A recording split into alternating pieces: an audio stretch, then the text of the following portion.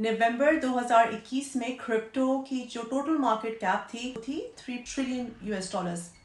इस वक्त जब मैं ये कंटेंट फिल्म कर रही हूँ, क्रिप्टो की टोटल मार्केट कैप रह गई है 1.25 ट्रिलियन, तकरीबन आधी से भी कम वैल्यू हो गई है टोटल मार्केट कैप में।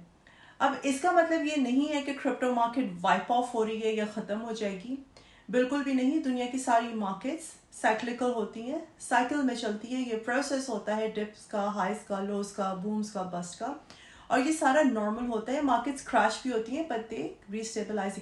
लेकिन चूंकि क्रिप्टो मार्केट एक अनरेगुलेटेड मार्केट है, उस वजह से ये हाईली वॉलेटाइल है, और चूंकि इसकी वॉलेटिलिटी बहुत ज़्यादा हाई है, तो ये जो क्रैश हम लोगों ने देखा है वो बहुत ज़्यादा मैग्नीफाइड है स्पेसिफिकली क्रिप्टो मार्केट के लिए।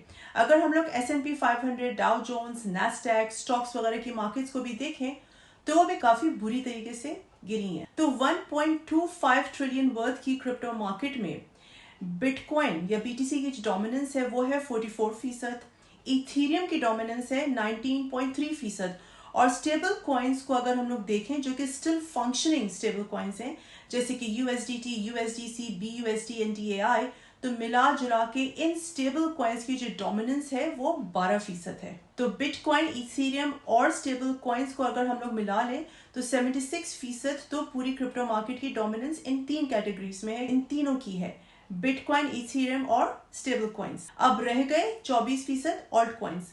देखना यह है कि इनमें से कौन सी और कैजुअलिटीज होती हैं जिनको सीरियसली डाउट किया जा रहा है, एंड आई ट्रूली होप कि मैं यहाँ पे बिल्कुल गलत हूँ। वो है चेन लिंक, कलिंक, कार्डानोस, एडा, ANC वगैरह। अगेन आई होप मैं बिल्कुल यहाँ पे गलत हूँ, लेकिन और कैजुअलिटीज फॉर श्योर होनी है। इस वीडियो में मैं दो बातें डिस्कस करूंगी। पहली बात, shall you buy the dip, और मार्केट क्रैश से हम लोगों ने क्या लेसन्स लर्न किए हैं, क्योंकि ये लेसन्स लर्न करना बहुत ज़्यादा ज़रूरी है। तो पहला सवाल ये है कि shall you buy the dip? No, don't buy the dip for now. Dip को नहीं बाय कीजिए except for bitcoin and Ethereum. और अगर आप ये सोच रहे हैं कि इट्स सो टेम्पटिंग, पूरी market seems like on a Boxing Day sale, और डिप बाय किया जाए क्रेडिट कार्ड्स या इमरजेंसी फंड्स से, तो ये काम तो आपने हरगिज नहीं करना। माइंड यू, ट्रेडिंग और इन्वेस्टिंग की दुनिया में डिसिप्लिन और emotional detachment is everything, is the key to success. Discipline and emotional detachment. हाँ, अगर आप कुछ कर सकते हैं तो वो है DCA या डॉलर कॉस्ट एवरेजिंग। जिनको डॉलर कॉस्ट एवरेजिंग के बारे में पता हो वो उनको मैं ब्रीफली बता दूं। ये एक इन्वेस्टमेंट स्ट्रैटेजी होती है जहाँ पे कोई भी एसेट चंक्स में और इंटरवल्स में बाय किया जाता है। इसका फायदा ये होता है कि irrelevant of the assets price at given point in time, high या लो, रिगार्डलेस, एक दौरानिये के अंदर रहते हुए आपकी जो बाइंग कॉस्ट होती है वो एवरेज हो जाती है, और एवरेज आउट होके आपको लोवेस्ट पॉसिबल प्राइस पे वो एसेट बाय किया जाता है। लेकिन इसमें भी डिसिप्लिन रहना बहुत ज़्यादा ज़रूरी है। और डिसिप्लिन कैसे रहना है? जो भी आपकी बाइंग स्केड्यूल आपने बनाया है, अमाउंट और टाइम फ्रेम दोनों, उस ही को आपने फॉलो करना है हर हाल में। मसलन मेरा DCA स्केड्यूल है कि मैं बाई वीकली या हफ्ते में 2 दफ़ा $400 बिटकॉइन में इन्वेस्ट करूंगी, यानी कि $400 में मैं बिटकॉइन चंक्स में बाय करती रहूंगी। तो मुझे इस ही स्केड्यूल और अमाउंट के साथ स्टिक करना है, चाहे कुछ भी हो जाए। जब मैंने ये कहा कि डोंट बाय द डिप, तो जाहिर है आपका सवाल ये होगा कि क्यों? कोई तो यही कहता है कि बाय द डिप। देखें, मेरी नज़र में buy the dip strategy valid है जब मार्केट करेक्शन के फेज में हो या मार्केट अपने आप को खुद करेक्ट कर रही हो। इस वक्त मार्केट करेक्ट नहीं कर रही खुद को, इस वक्त मार्केट क्रैश हो रही है। The crashing process is still going on. मैं ये नहीं कहूँगी कि मार्केट पूरी तरीके से क्रैश हो गई है, मजीद होगी, तो जाहिर है प्राइसेस ने और गिरना है। फिर चूंकि आज से वीकेंड शुरू हो रहा है, तो वीकेंड पे तो लो ट्रेडिंग वॉल्यूम यूजुअली देखा ही गया है, जो कि प्राइसेस को मजीद नीचे लेकर जाता है। तो ट्रेडिंग सक्सेस हमेशा तभी होती है जब आप उसको लोवेस्ट पॉसिबल बाय करें और हाईएस्ट पॉसिबल सेल करें। In my opinion 24K bitcoin is a possibility, even 20K भी हो सकता है। सो फिलहाल DCA is the best option. अब यहाँ तक हम लोगों ने 3 बातें समझी हैं।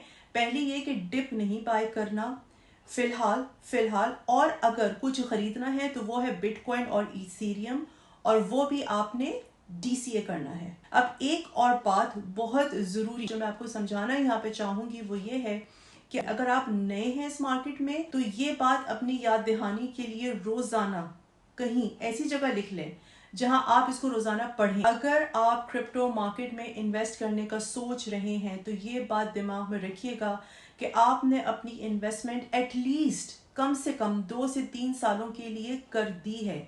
2 से 3 सालों से पहले अपनी इन्वेस्टमेंट को भूल जाएं। अगर आप अपनी इन्वेस्टमेंट को भूल सकते हैं एटलीस्ट नेक्स्ट 2 से 3 साल तो इन्वेस्ट करें, वरना do yourself a favour and do not invest in this market. Needless to say इस मार्केट में और आने वाले चंद हफ्तों में ट्रेडिंग को तो बिल्कुल भूल जाइए, स्पेशली अगर आप एक न्यूबी हैं या इवन अगर आप ये समझते हैं कि आपके पास मिड लेवल का ट्रेडिंग एक्सपीरियंस भी है, तब भी do not trade in this market. दूसरी अहम बात, please stay far from future margin leverage trading. इन तीनों सॉर्ट ऑफ ट्रेडिंग से दूर रहिए। अब चलते हैं दूसरी बात पे कि इस मार्केट क्रैश से हम लोगों ने क्या सबक सीखा, क्या लेसन्स लर्न किए। क्योंकि अगर आपने हजारों और लाखों का नुकसान करके भी, या इवन अगर आप अपनी स्क्रीन के ऊपर इस वक्त 90% डाउन रेड पोर्टफोलियो अपना देख रहे हैं, उसके बावजूद भी आपने इस मार्केट से कोई सबक नहीं सीखा, लेसन्स लर्न नहीं किए, तो मेरी नज़र में इससे ज़्यादा नाअहली की कोई बात नहीं है। सो लेसन्स मस्ट बी लर्न। पहला लेसन जो हम लोगों ने लर्न किया वो ये कि हमेशा किसी ट्रेड या इन्वेस्टमेंट में जाने से पहले प्रॉफिट टारगेट सेट करना बहुत ज़रूरी है। 2%, 3%, 5%, 10%, जो भी मार्केट की सिचुएशन है। और जैसे ही प्रॉफिट्स आपने बना लिए हैं उनको ड्रॉ आउट कर लें। अगर आप चाहें तो आप principal amount of your investment छोड़ सकते हैं मार्केट के अंदर, मगर ये भी एक बहुत रिस्की बात हो सकती है, जैसे कि हम लोगों ने लूना के साथ देखा वेरी लेटली। दूसरा सबक, never put all your eggs in one basket. किसी भी एक एसेट में अपनी सारी इन्वेस्टमेंट, अपना सारा फंड या मनी नहीं डालिए।